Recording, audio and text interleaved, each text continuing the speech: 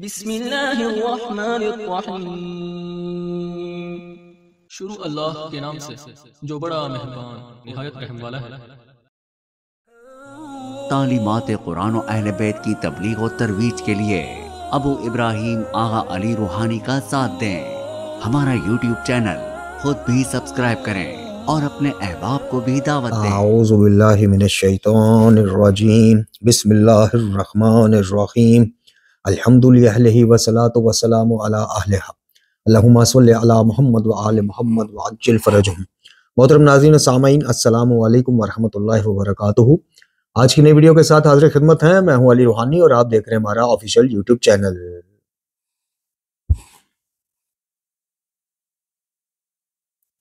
محترم ناظرین و سامعین، آج کی ہماری ویڈیو کا جو عنوان گفتگو ہے، موضوع گفتگو ہے، وہ ڈاکٹر علی شریعتی صاحب، جو ایک بڑا نام ہے اور علمی نام ہے، ادبی نام ہے، اور خاص کر رسوماتی شیعت کے کافی جو ہے نا مخالف سمت چلنے والی وہ شخصیت رہے، اور انہوں نے اپنی تحریر اور تقریر کے ذریعے نوجوانوں کو خاص کر یہ دعوت فکر دی، وہ کہ علی شریعتی صاحب کے سارے افکار و خیالات جو ہیں وہ متفق ہونے کے اس میں نہیں آتے۔ ہم بھی ان سے کچھ چیزوں پہ اکا دکا چیزیں ہیں ایسی جن سے ہمارا اختلاف ہے، اور بھی کئی ایسے اکابرین ہیں یا اہل علم ہیں، اہل ادب ہیں کہ جو ان کے کچھ نظریات سے متفق نہیں ہیں، لیکن ان کا اس بابت جو کام ہے وہ ایک تاریخی کام ہے۔ اور آج ان کی ہم عقیدہ شفاعت کے حوالے سے کتاب تشیع علوی اور تشیع صفوی، اس میں سے یعنی علوی شیعت اور صفوی شیعت، زمانہ صفویت سے جو رسومات جاری ہوئیں اور آج تک بدقسمتی سے نہ صرف قائم ہے بلکہ چھاپ بن چکی ہیں، پہچان بن چکی ہیں شیعت کی، تو عقیدہ شفاعت کے حوالے سے جو جناب ڈاکٹر علی شریعتی صاحب کے نزدیک جو حقیقی شیعت، چلے ہم تشیع علوی اور تشیع صفوی نہیں کہتے، ہم حقیقی اور تخلیقی شیعت کی بات کر لیتے ہیں۔ تو جو ڈاکٹر علی شریعتی صاحب کے نزدیک شفاعت کا جو اصل عقیدہ ہے یا جو حقیقی شیعت سے نکلتا عقیدہ ہے وہ کیا ہے، اور جو صفوی شیعت یعنی تخلیقی شیعت نے ایک گھڑ لیا ہے، تخلیق کر لیا ہے شفاعت کے عنوان سے ایک عقیدہ، وہ کیا ہے۔ اس ضمن میں آج ان کی تحریر کا کچھ اقتباس کا حصہ آپ کی خدمت میں ہم اقتباس پیش کریں گے، لیکن اس سے قبل رات ہمیں ہمارے ایک مخلصین میں سے شمار ہوتے ہیں، ہمارے چینل کے مستقل ویور ہیں، نواز صاحب، محمد نواز صاحب، انہوں نے ایک کلپ بھجوایا اور انہوں نے کہا کہ جناب یہ کلپ جو ہے میں نے دیکھا تو میں نے ایک مبلغ جو بنے ہوئے ہیں شیعت کے اور مختلف چینلز پہ آ جا کے مناظرے اور یہ وہ، میں نام نہیں لیتا چونکہ ان سے پوچھا نہیں میں نے کہ میں نام لے لوں شخصیت کا، ان کو بھجوایا تو انہوں نے کہا جی یہ جاہل ہے۔ اسی طرح ایک دو کو اور بھجوایا تو کسی نے اس کے اوپر بات نہیں کی۔ وہ کلپ ہے مشہور زمانہ جناب غلات کے نمائندہ اور عقیدہ نصیریت کو تحفظ دینے والوں میں سے جو چند ناموں میں سے ایک آج کے دور کا نام ہے اس شخصیت کا جسے زرق نقوی کہا جاتا ہے۔ اور اس کلپ میں ایک اینکر صاحب ہے، یوٹیوب چینل ہے ان کا، اور وہ ان کی جو مشہوری ہے، شہرت ہے، وہ مرحوم ڈاکٹر عمر لیاقت حسین صاحب کے سٹائل کو کاپی کرنے کی وجہ سے ہے، بولنے کا انداز یہ وہ۔ تو انہوں نے جو زرق نقوی کا انٹرویو کیا ہے اس میں سے ایک کلپ کاٹ کے انہوں نے بھجوایا، دو کلپ بھجوائے، ایک میں وہ قرآن مجید فرقان حمید کا ایک صفحہ پڑھ کے چیلنج کر رہے ہیں زرق نقوی صاحب کے جناب آؤ ایک غلطی کر کے دکھاؤ، یا کوئی مائدہ لالے غلطی کر دے، اس طرح کے الفاظ ہیں، اور ایک یہ تھا۔ اب اس میں چونکہ واضح طور پہ وہ قرآن کی گرامر کی غلطی یہ وہ بھی ایک الگ ہے، ہو جاتی ہے، لیکن دعوے کرنا کیا ہو جی کو مائی کا لالے غلطی نکال لے، میں یہ دوں گا، میں یہ نام دوں گا، وہ بہرحال ایک اس میں آ جاتا ہے ذاتی ایک اس کے اوپر۔ لیکن یہ جو کلپ آپ ابھی سماعت فرمائیں گے، یہ آپ دیکھیں کہ یہ کتنی خطرناک سازش یا کتنا خطرناک کھیل کھیلا جا رہا ہے، نہ صرف مکتب تشیع کے نوجوانوں کے ساتھ بلکہ غیر شیعہ برادران کے ساتھ بھی۔ یعنی اب جن غیر شیعہ برادران یا اخواران کو نہیں پتا کہ غالی کیا ہیں، نصیری کیا ہیں، اور وہ شیعت کے ممبر پہ ہی ان جیسے چہروں کو دیکھتے ہیں، یعنی غالیوں نے، نصیریوں نے باقاعدہ اپنے اپنے الگ سے امام بارگاہ یا عزاخانے تو نہیں بنائے ہوئے جہاں وہ مجالس کرتے ہیں اور سر عام کرتے ہیں کہ جی آؤ من جانب جماعت غالیہ یا جماعت نصیریہ، وہ تو شیعت میں گھسے ہوئے ہیں اور ہاتھ سے نہیں گھسے، گزشتہ 40-50 سال سے شیخی اور غالی اور نصیری جو ہیں وہ شیعت کا لبادہ اوڑھ کے ہی اپنی تعلیمات کا پرچار کرتے جا رہے ہیں۔ تو اب یہ خطرناک اس حوالے سے ہے کہ جن کی اتنی تحقیق کوئی نہیں، ریسرچ کوئی نہیں، چاہے وہ شیعہ ہوں یا غیر شیعہ، وہ اسی کو شیعت سمجھیں گے، اسی کو تعلیمات امیر المومنین سمجھیں گے، اسی کو امیر المومنین کے دعوے سمجھیں گے جو سراسر خلاف قرآن ہے، خلاف توحید ہے۔ لیکن اب ایک جس کی ریسرچ کوئی نہیں، جس کو کتابوں سے انس کوئی نہیں، جس کو اصل نقل کا پتہ ہی کوئی نہیں، جب وہ اس طرح کے کلپ دیکھے گا تو جو شیعہ دیکھے گا وہ اسی رجحان کی طرف جائے گا، اسی عقیدے کو اپنائے گا جی، اور جو غیر شیعہ دیکھے گا وہ شیعہ کے کفر پہ مزید اپنے پنجے گاڑ لے گا کہ واقعتاً سب صحیح کہتے ہیں یہ کافر ہے۔ یہ اللہ تعالیٰ کی شان میں جناب نہ صرف اس کا شریک قرار دیتے ہیں جناب امیر المومنین کو، بلکہ بعض جگہوں پر امیر المومنین کو بڑھا دیا جاتا ہے، خود مقام توحید سے بھی، مقام الہیہ سے بھی۔ تو اب یہ اس کے اوپر گفتگو کرنا واجب ہو جاتا ہے، کیونکہ اپنے ذمہ کا کام ادا کرنا، اپنے ذمہ کا پیغام آگے جو جانتے ہیں وہ آگے پہنچانا، یہ ہر اہل علم کی اور اس کی ذمہ داری ہے، عالم حق کی ذمہ داری ہے کہ جب بدعات اور خرافات یا اس طرح کے شرکیہ معاملات کا اظہار کھلے عام ہو، یہ سوشل میڈیا اب کسی کی پہنچ میں تو نہیں ہے۔ اب اس کلپ کو یا اس پوری گفتگو کو میں نے جیسے عرض کی کہ شیعہ غیر شیعہ سب نے سماعت فرمایا ہوگا اور سماعت فرمائیں گے بھی آگے، تو جو شیعہ نوجوان ہے وہ فضائل کے نام پہ اس چیز کو اپنے عقیدے کا حصہ بنا لے گا، اور جو غیر شیعہ ہے وہ شیعہ کے کفر پہ مزید آگے چلا جائے گا، اور بالکل جو تھوڑی سی ہمدردی وہ رکھتا ہے وہ بھی رکھنا چھوڑ دے گا۔ جو معتدل مزاج ہیں اور جو انتہا پسند ہیں وہ اس کو، یعنی غیر شیعہ میں جو انتہا پسند جماعتیں ہیں یا متشدد اذہان ہیں کہ جو بس ہر وقت کہتے ہیں کہ جناب کافر کافر تو شیعہ کافر، انہاں دی جان مال ہر چیز حلال جی، وہ اس کو مزید اپنے اس کے طور پہ استعمال کریں گے، ہتھیار کے طور پہ کہ دیکھو جی آپ بتائیے ہم صحیح نہیں کہتے کہ ان کا اسلام سے کیا تعلق۔ تو آپ سب سے پہلے یہ کلپ سماعت فرمائیں، مختصر کلپ ہے، چند سیکنڈ کا کلپ ہے، اس کے بعد آپ کو دعوت فکر دیتے ہیں اور پھر جاتے ہیں اپنے اصل موضوع یعنی ڈاکٹر علی شریعتی صاحب کی تحریر کی طرف۔ آپ یہ کلپ سماعت فرمائیے۔ کیا آپ مولا علی کو بھی اللہ سمجھتے ہیں؟ مولا علی کو خالق سمجھتے ہیں، رازق سمجھتے ہیں؟ الحمدللہ وہ تو امیر کائنات نے خود کہا ہے، کیا کہا؟ میں خلق بھی کرتا ہوں، میں رزق بھی دیتا ہوں، وَأَنَا الْمُصَوِّرُ فِي الْأَرْحَامِ، ماں کے شکل میں بچے کا چہرہ میں علی بناتا ہوں۔ اچھا یہ مولا علی کہہ رہے ہیں ہاں جی، یہ اللہ نہیں بناتا، ماں کے شکم میں بچے کا چہرہ رب نہیں بناتا، مولا علی بناتے ہیں۔ یار آپ اللہ کی نفی کیوں لے جاتے ہیں ہر جگہ؟ مجھے آپ لے کے آ رہے ہیں کیسے؟ علی کو اللہ کے مقابلے میں کھڑا کر کے، علی کو اللہ کے مقابلے میں کھڑا کر کے۔ آپ اہل تشیع کی طرف سے یہ بھی کہا جاتا ہے کیا کہ مولا علی نے اپنے دونوں ہاتھوں سے آدم کو بنایا۔ یہ ابھی امیر کائنات کی حدیث میں اللہ جو قرآن میں کہہ رہا ہے سورہ صاد میں، ما مانک ان تسجد لما خلقت بیدی، جسے میں نے اپنے دونوں ہاتھوں سے بنایا، تو آپ اللہ کے ہاتھ مان کے یہودی ہو جائیں یا مجسمہ ہو جائیں، تو آپ اللہ کے ہاتھ مان کے یہودی ہو جائیں یا مجسمہ ہو جائیں۔ اور یہی بات امیر کائنات کی اہل سنت کتب میں بھی ہے، انا ید اللہ، میں ہوں دست خدا، مطلق طور۔ نہیں وہ تو کہہ دیا، وہ جو کنکریاں ماری گئی تھی، پتھر پھینکے گئے تھے کفار کی جانب، وہ اللہ نے کہہ دیا کہ پیارے آپ۔ ناظرین و سامعین، آپ نے کلپ سماعت فرمایا، انا للہ و انا الیہ راجعون، اور میں اس اینکر پہ بھی حیران ہوں، اور اس طرح کے کئی اور اینکر حضرات ہیں کہ جن کو جب شیعت کے عقائد یا حقیقی شیعت یا تعلیمات معصومین علیہ السلام کے بارے میں جاننا ہو یا عوام تک پہنچانا ہو تو وہ اس قسم کے لوگوں کے پاس جاتے ہیں۔ ان کو جناب شیعت میں صاحب جو ہے، اب صاحب نہج البلاغہ کہہ لیں، صاحب قرآن کہہ لیں، یعنی صاحب قرآن تو اس طرح سے نہیں، وہ تو رسول اللہ صلی اللہ علیہ وسلم کی ذات مبارکہ ہے، یا آل محمد علیہ السلام بعد میں وارثین قرآن ہیں، یعنی جو قرآن کے طالب علم ہیں، چلے اس طرح سے کہہ لیں، جو نہج البلاغہ کے طالب علم ہیں، جو حقیقی شیعت کے طالب علم ہیں اور اس کی نشر و اشاعت میں سرگرم عمل ہیں، اس طرح کا کوئی عالم ان کو نظر نہیں آتا۔ علماء بزرگان میں سے کوئی نظر نہیں آئے گا، موجودہ دور میں سوشل میڈیا پہ جو موحدین مومنین اس جہاد میں لگے ہوئے وہ نظر نہیں آئے گا۔ ان کو جب نظر آئیں گے تو اس طرح کے ہی جو جناب غالی اور ملنگی اور شیخی نظر آئیں گے، اور ان کے پاس چلے جائیں گے اور ان سے سوال کریں گے، جواب کو نشر کریں گے کہ لو جی یہ ہے شیعہ کا عقیدہ۔ اور دوسری طرف آپ یہ دیکھیں کہ یہی اینکر جو ہے انجینئر محمد علی مرزا صاحب کا بڑا دلدادہ ہیں، بڑے چاہنے والے ہیں، لیکن شیعت میں جب آئیں گے تو پھر اس لیول پہ نہیں جائیں گے بلکہ اس لیول پہ جائیں گے۔ تو گزارش یہ ہے کہ بہرحال اینکر صاحب سے ہمارا شکوہ اتنا ہی تھا کہ آپ شیعہ کے حوالے سے پروگرام کر رہے ہیں تو کسی شیعہ کے پاس جائیں، غالی یا ملنگی یا نصیری کے پاس نہ جائیں۔ نصیری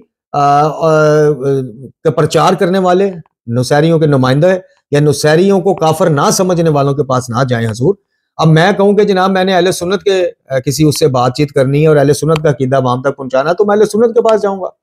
جی۔ اگر میں نے اہل حدیث کا وہ کرنا ہے تو میں برادران اہل حدیث کے کسی اسکالر کے پاس جاؤں گا۔ آپ پیش شیعت کو کرنے چلے ہیں اور پہنچ آپ جاتے ہیں، اور آپ کو نہیں پتا، میں اس اینکر سے سوال کرتا ہوں کہ آپ کو نہیں پتا کہ زرق نقوی یا اس طرح کے جو دوسرے ہیں وہ شیعہ ہیں یا غالی ہیں؟ آپ کو اتنے بنیادی معلومات نہیں ہیں شیعت کے حوالے سے؟ ہیں، اس کے پروگرام خود گواہ ہیں۔ لیکن بہرحال، لیکن آپ اس کی بات کی طرف آئیے کہ جو بظاہر مجالس بھی پڑھتے ہیں سرکار، سوشل میڈیا پہ بھی سرگرم عمل ہیں، ایک طرف اپنے آپ کو عالم علامہ فہامہ بھی سمجھتے ہیں، دوسری طرف اپنے آپ کو کوئی توپ چیز بھی سمجھتے ہیں کہ جی پاکستان میں تو ہمارا خاندان قانونی خاندان ہے، ہم تو یہ کر دیں کو ہمارے خلاف، اور بڑی بدتمیزی آفتاب جوادی صاحب حافظ اللہ تعالیٰ ان جیسے علماء بزرگ کو گالیاں، اور ہر قسم کو جناب ہر کسی جو اس کے مخالف ہیں، اس کے شرک پہ گفتگو کرے، اس کو دھمکیاں بدماشیاں، اور اس طرح کے کلپ میرے پاس کئی اس کے آئے ہوئے ہیں۔ بہرحال اس کی آپ گفتگو سماعت آپ نے فرمائی چند سیکنڈ پر مشتمل، جس میں کہہ رہا ہے جی الحمدللہ نعوذ باللہ من ذالک، آپ دیکھیں کہہ رہا ہے کہ الحمدللہ جناب بالکل ہم مولا علی علیہ السلام کو خالق بھی سمجھتے ہیں، رازق بھی سمجھتے ہیں، اور دلیل کہاں سے دے رہا ہے؟ وہ گالیوں کے گھڑے ہوئے خطبۃ البیان سے، جس کو خود شیعہ نہیں مانتے، ایک سنی کے آگے وہ دلیل دے رہا ہے کہ جناب دیکھیں مولا علی نے کہا نہیں کہ میں رازق بھی ہوں خالق، وہ خطبۃ البیان کے جو سارا شرکیہ اس کے اوپر مشتمل ہے، سارا شرکیہ مواد اس میں ہے، سارا خلاف قرآن مواد اس میں ہے، اس کو امیر المومنین سے منسوب کر کے یہ گالی آگے سے آگے، اور نوجوان جیسے میں نے عرض کی کہ شیعہ کا جو نوجوان ہے وہ ان چیزوں کو سن کے فضائل کے عنوان سے نعرہ لگائے گا، سب سے پہلے اونچی سا، اور اس کے بعد اس کو قائد کا عقیدے کا حصہ بنا لے گا۔ تو خطبۃ البیان کے ایک گھڑے ہوئے جملے، پورا خطبے گھڑا ہوا ہے، اس سے استدلال پیش کرتے ہوئے موصوف فرما رہے ہیں کہ جی بالکل وہ رازق اور خالق ہے، اور پھر آج آ کے وہی بات کہ جی اللہ نے کہا میں نے آدم کو اپنے ہاتھوں سے بنایا، اللہ کے ہاتھ دکھا دو، یا تم مجسمہ ہو یا یہود میں سے ہو فلانا۔ حالانکہ تمام مفسرین نے، صرف شیعہ کی بات نہیں کر رہا، اہل اسلام کے تمام جتنے مکاتب ہیں ان کے مفسرین نے، اکابرین نے، محققین نے یہ بات، اور قبلہ آیت اللہ محمد صلی نجفی علیہ مقامہ ڈھکو صاحب نے تو اس کو کئی دفعہ کلیئر کیا کہ جہاں پہ اللہ کے چہرے کی، ہاتھ کی یا اس کی بات اللہ تعالیٰ خود فرماتا ہے تو اس سے مراد اس کی قدرت ہے، اس کی نشانیاں ہیں۔ اللہ تعالیٰ کسی کا پابند تو نہیں ہے، وہ ہاتھ کا الفاظ اپنے لیے استعمال کرے، میں کی جگہ ہم استعمال ہم نہیں کر سکتے۔ وہ جناب یوسف علیہ السلام کا، جیسے شہنشاہ نقوی نے بھی کہا کہ جی بادشاہ مصر کو قرآن میں رب کہا گیا، وہ کر سکتا ہے، اللہ تعالیٰ کر سکتا ہے، ہمیں اجازت نہیں ہے۔ تو خطبۃ البیان گھڑے ہوئے خطبے سے استدلال کر کے شیعہ نوجوانوں اور غیر شیعہ برادران کو، اور ان ہمارے معاشرے کے افراد کو کہ جو شیعہ کو سرین شیعہ کو کافر سمجھتے ہیں اور ان کی بالکل ہر چیز کو لال سمجھتے ہیں، ان کو یہ کیا پیغام دے رہا ہے؟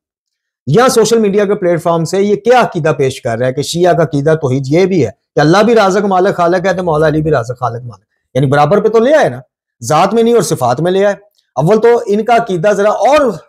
جو بندہ یہ کہے کہ جناب فاطمہ بنت اسد سلام اللہ علیہ والدہ گرامی مولا کائنات علی بن ابی طالب علیہ السلام دیکھتی تو جناب ابو طالب کو نہیں علیہ السلام کو ساری عمر، بیٹا اللہ جیسا پیدا ہوا، معاذ اللہ علیہ باللہ،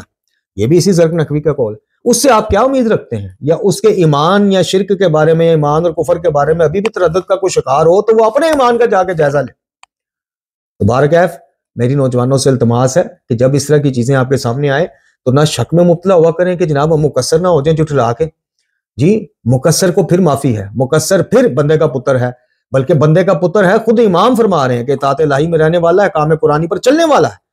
قالی کو تو امام کہتے ہیں کہ کائنات کا اگر کوئی بدترین گروہ ہے تو یہ قالی۔ تو نوجوانوں اس طرح کی چیزوں کو رد کیا کریں جب آپ کے سامنے آئے۔ پورے دیکھیں شرک کو وہ پورے شد و مد کے ساتھ پھیلا رہے ہیں، شد و مد کے ساتھ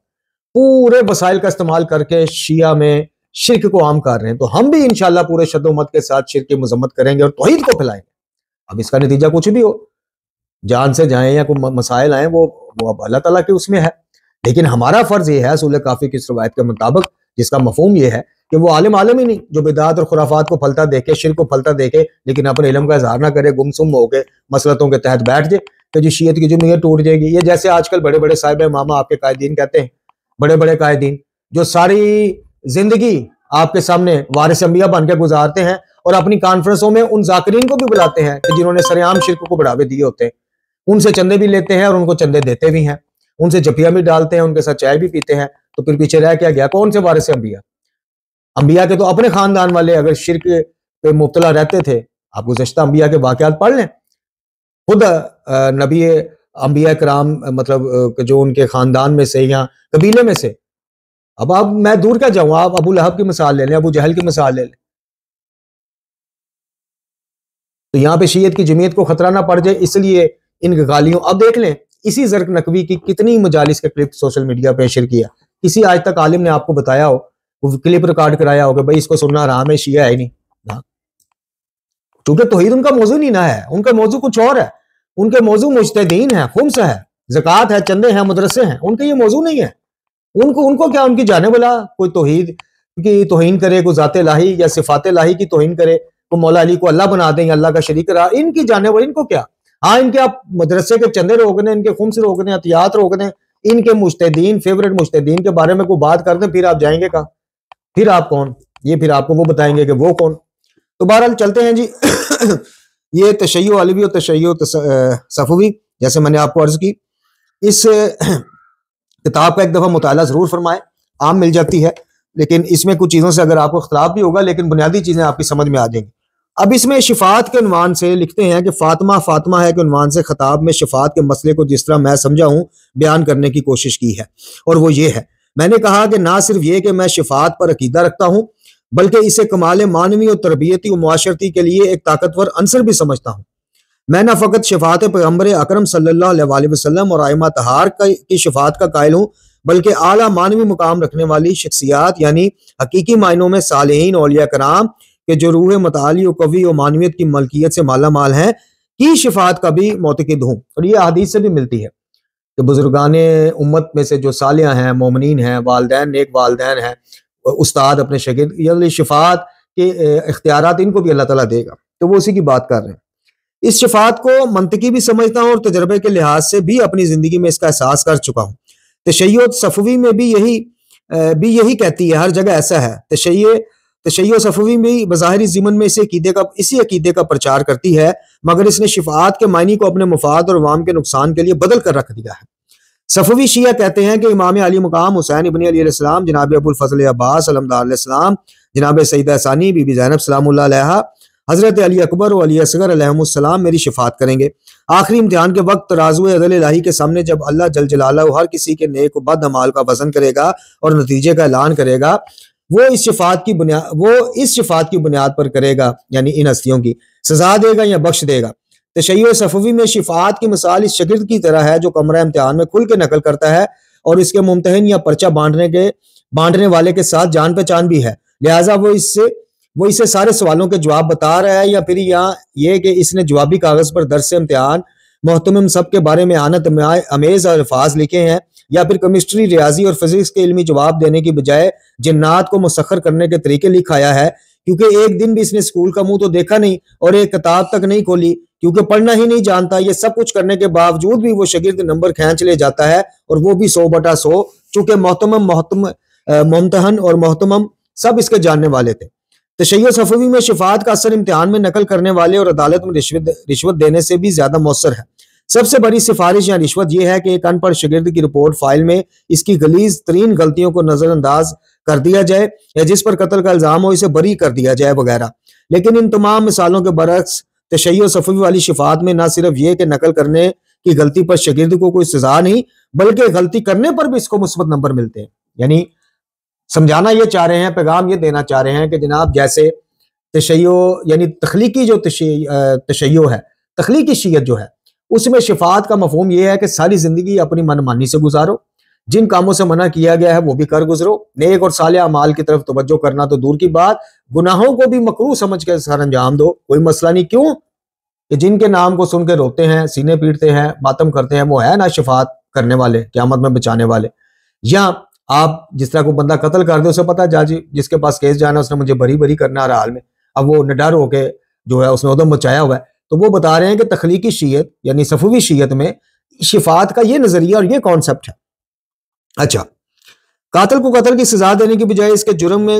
کے جرم قتل کو انسانی حیا کا موجب سمجھا جاتا ہے. اچھا، اس طرح کے عقیدہ شفاعت کی بدولت صفوی شیعہ کے گناہ آخرت میں نہ صرف مٹ جائیں گے بلکہ نیکیوں میں تبدیل کر دیے جائیں گے. یعنی شیعہ نے نقصان اٹھایا کہ جس کے گناہ کم ہے کیونکہ اس کے پاس نیکی میں تبدیل ہونے والا مواد ہی کم. یوں کہتے ہیں کہ بھائی یہ جو کانسیپٹ پلایا گیا ہے کہ جناب ہم اپنے عزاداروں کا، اپنے ماننے والوں کا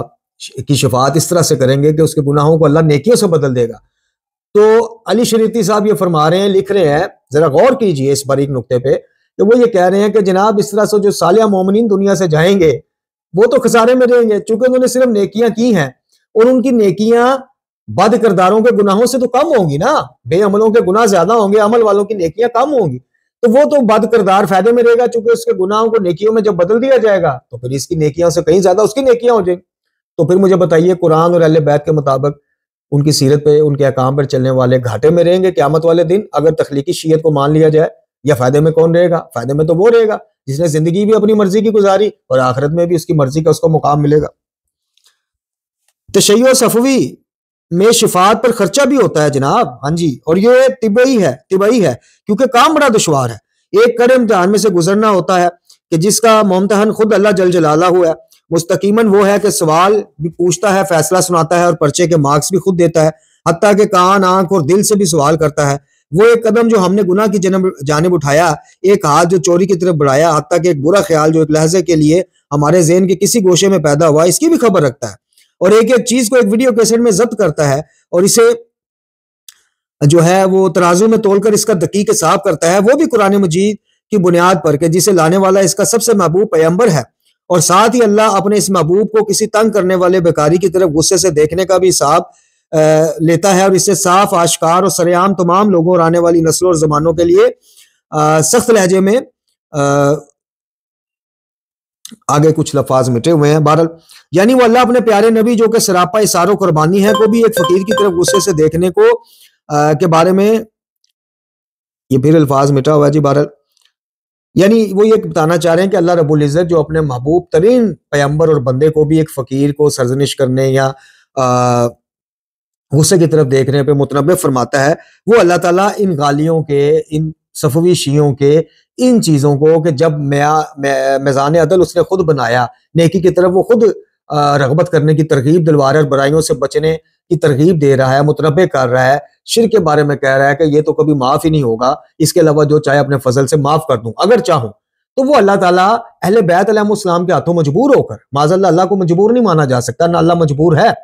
تو وہ ان صفوی شیعوں کے تخلیقی شیعت کے جو ماننے والے ہیں ان کے عقائد اور خیال کے مطابق وہ کیسے مجبور ہو کر اپنے ہی اصولوں کو ختم کر دے گا معاذ اللہ قیامت میں، کہ ٹھیک ہے میں نے کہا تھا جو نماز نہیں پڑھے گا وہ جہنمی ہے، لیکن تم بے نمازی ہو چکے علی علی کرنے والے ہو تو چلے جاؤ جنت میں، میں نے کہا تھا کہ جھوٹوں پر میری لعنت ہے لیکن تم جھوٹے بھی ہو لیکن ماتم بھی کرنے والے ہو، چلو کوئی بات نہیں جاؤ، تو یہ کیسے ممکن ہے؟ وہ یہ لکھنا چاہ رہے ہیں۔ اچھا، اس کے بعد وہ کہتے ہیں کہ یہ بات صدیوں تک اللہ جل جلالہ کی عدالت کی ایک مثال بنی رہے، اور نوح جیسا نبی کے جس نے تقریباً 900 سال اللہ کے دین کی خدمت کی، کشتی بنائی، اپنے زوال پذیر قوم کی نجات کے لیے دن رات ایک کر دیا، حتیٰ کہ جانوروں کے جوڑوں کو بھی اپنی کشتی میں سوار کیا، وہی نوح جب اپنے لخت جگر کو پانی میں ہاتھ پیر مارتے ہوئے غرق ہوتا دیکھتا ہے تو اس پر ایک والد کی اپنے بیٹے کے لیے محبت جوش مارتی ہے اور وہ ہاتھ اٹھا کر رب سے اس کی بخشش کی التماس کرتا ہے، مگر خدائے عادل جواب میں نوح علیہ السلام سے یہ کہہ کر انکار کر دیتا ہے کہ اے نوح یہ تو تیرا بیٹا ہی نہیں۔ نوح جیسے عظیم نبی کے جو ہر ذی حیات کو نئی زندگی بخشنے کا ذریعہ بنا کہ شفاعت اپنے مجرم بیٹے کے کسی کام نہ آ سکی، یہ ساری چیزیں صوفی اور صفوی شیعہ کے تنگ ذہن میں پتہ نہیں کیوں نہیں سماتی کہ جب اللہ رب العزت نے، چونکہ خدا عادل ہے، عدالت رکھتا ہے، تو جب وہ کسی دوسرے کو کہ جو اس کو ماننے والا بھی ہے، ایمان والا بھی ہے، لیکن جرم ایسے ایسے کیے ہیں کہ وہ اب بخشش کے قابل نہیں رہا، اس کو نہ بخشے لیکن نبی خدا نبی وقت کے بیٹے کو بخش دے، چونکہ وہ نبی کا بیٹا ہے، تو یہ چیز اس کے عدالت کے خلاف ہے۔ تو علی شریتی صاحب لکھتے ہیں کہ پتہ نہیں صوفی اور صفوی شیعہ، تخلیقی شیعہ، ملنگی شیعہ، ان کے تنگ ذہنوں میں یہ بات کیوں نہیں سماتی کہ اللہ کو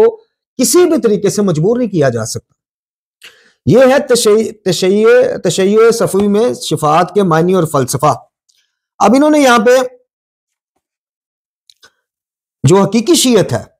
اس کے بھی شفاعت کے معنی اور فلسفہ لکھے ہیں،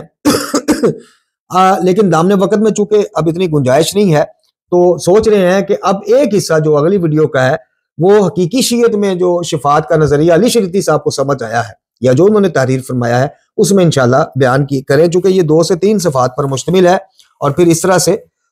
ویڈیو کی لینتھ کافی لمبی ہو جاتی ہے، تو انشاءاللہ اگلی ویڈیو ہماری 1 سے 2 دن میں جیسے ہی وہ ہمیں میسر آتا ہے۔ آج کل جی ہمیں تھوڑا سا اس حوالے سے بھی مسئلے کا سامنا ہے، کھل کے ہم بیان کبھی بھی نہیں کرتے، چونکہ پھر یار لوگ کہتے ہیں کہ جناب یہ ویڈیو بناتے اس لیے، تو ہمیں یہ بس آپ کو میں کچھ ڈھکے چھپے الفاظ میں بتا دیتا ہوں کہ کچھ معاملات کی وجہ سے جس پہ یہ ریکارڈ ہوتی ہے ویڈیو، جس آلے کو سیل کہا جاتا ہے، وہ چلا گیا ہمارے ہاتھ سے، اور اب یہ ہے وہ کچھ مسائل، کچھ معاملات ایسے بن گئے تھے۔ اب معاملہ یہ ہے کہ یہ جس پہ اب ہو رہا ہے، یہ ہفتے میں 1 دن ہمیں میسر ہو وہ لے کے آئیں صاحب تو ہم فوراً ریکارڈنگ کروا دیتے ہیں، ہفتے میں صرف ایک دن آئے یا ہفتے پورے آتے رہیں تو ہم، آپ نے کئی دیکھا ہوگا ہفتے میں 3 ویڈیوز آتی ہیں، کئی دفعہ ایک بھی نہیں آتی، کئی دفعہ ایک آتی.